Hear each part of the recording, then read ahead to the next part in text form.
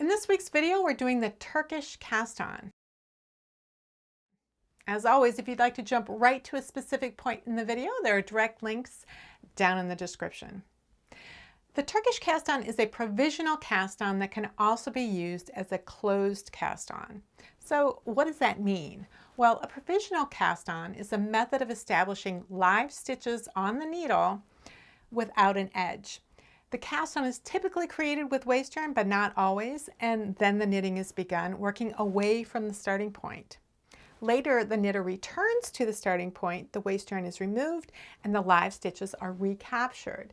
They can then be bound off or grafted to another set of live stitches, or they can be worked in the opposite direction of the original knitting. A closed cast on is also a method of starting a project without an edge, but you work away from that starting point in both directions at the same time. This sort of cast on is frequently used to begin toe-up socks. It's essentially the opposite of grafting. There are at least 3 provisional cast on methods that can also be used as a closed cast on. The Turkish cast on is one, the figure 8 cast on is another, and Judy's magic cast on is the third. Over the course of the next few weeks, I will demonstrate each of these methods and discuss their advantages and disadvantages when used as a provisional cast on or as a closed cast on. So let's get started with the Turkish cast on. For this cast on, we're going to use a long circular needle with a very flexible cable. I'm using one that's 32 inches in length because I use a 32-inch needle for everything, but you could use one that's 24 inches long or one that's even longer. It kind of depends on how many stitches you need to cast on. We're going to start with the slip knot. You're going to put it on one of the needle tips, tighten it up. Now this does not count as a cast on stitch. It's just used to anchor the yarn for the cast on.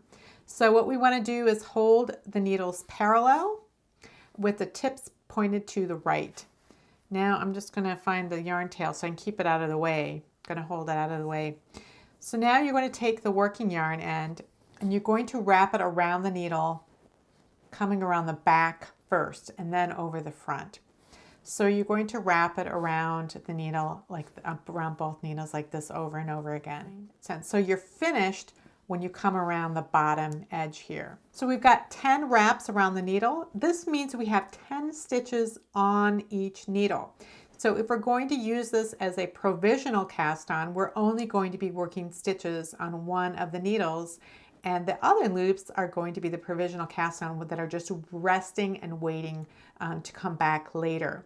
If you're using this as a closed circular cast on, again, you have 10 stitches on each needle tip, and we will be working across all of the stitches of each needle for every round. So this would count as 20 stitches in total.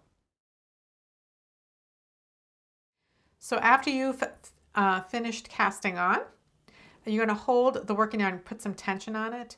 At this point, you're going to pull the bottom needle out and let those stitches rest on the cable. I normally tension in my left hand, so I will hold this yarn in place while I tension the yarn, and then I'm ready to knit. If you handle the yarn in your right hand, what you might want to do is insert the needle in this first stitch and then tension the yarn as you would normally to knit. So you're going to knit across all of these stitches across the first needle. So we've got that done. And now, since we're using this as a provisional cast on that we're working flat, we're going to turn the work so that the back side faces. You can see the purl bumps. And now I'll either knit or purl depending on whatever my pattern asks me to do. In this case, I'm just going to purl across.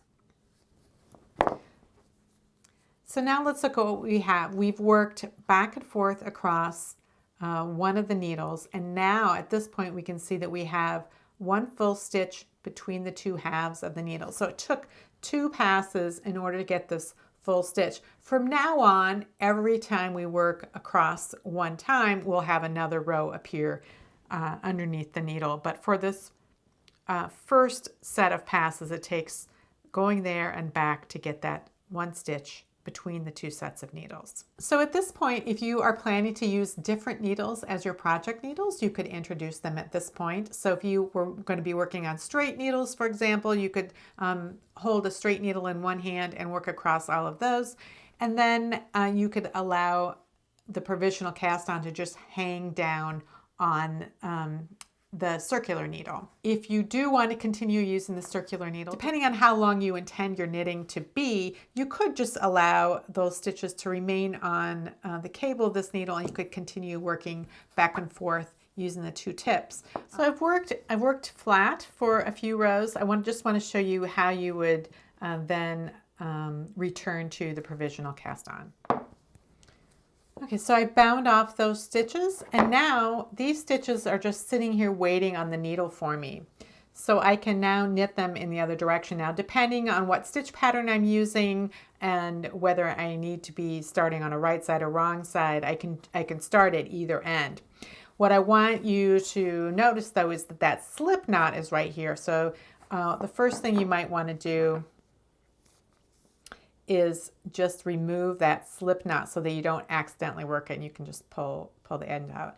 But so you can begin working, you can join the yarn and begin working across on a right side row, or you could slide it to the other end of the needle and you could join the yarn and you could begin working on a wrong side row. Either way will work. For a closed circular cast on, we're going to be starting out very similar to how we start with when we're knitting flat. We start with a slip knot and place it on one of the needle tips. Once again, we hold the needles parallel. I'm going to hold the tail out of the way just so I can tell it apart from the working yarn.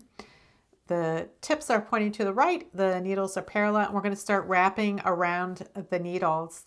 Again, we're going to come around the back to begin and wrap around this way. We've got 10 loops total, which counts as 10 stitches on each needle tip. So that's 20 stitches. So I bring this around underneath to complete the cast on. I'm going to hold that in place while I pull this bottom needle out. It allows the bottom loops to rest on the cable. This gives me more room to knit into those loops. Again, I start just as I would if I were knitting flat. I knit across all 10 of these stitches. Okay, so I've worked across those 10 stitches, and now I need to work across the other 10 stitches. And the way I do that, this needle is currently pointing left. We want to rotate it so that it's pointing to the right, and now it's on the bottom. We want to bring this, these stitches that have been resting on the cable, we want to bring them up onto the needle tip.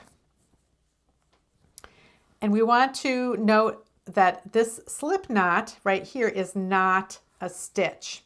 So we're not going to knit that. Now you could allow it to come off the needle right away, but if you do that, then you have to make sure that these two yarns are linked together as you knit the second half of the round. So what I like to do is just keep that slip knot on the needle for now. I pull the bottom needle out, tension the yarn as I need it, and just stick my needle into the second stitch, knit it, and then push them both off the needle at the same time. And now the slip knot is just sitting there. I could just pull on it to release the yarn. So I want to complete the round. And this last stitch is just a twisted loop. So we do want to make sure we're knitting it as it presents through the front. So we've completed the round, and now we want to work the second round. So again, we rotate these so that this top needle becomes the bottom needle and is pointing to the right. And we pull on the cable here to allow these stitches to come onto the needle. This is the point where I tension my yarn, and now I'm going to pull the bottom needle out and knit across. So this is an example of a sock toe that would have been worked using this method. So the cast on was up here, and then I began increasing as I worked in the round.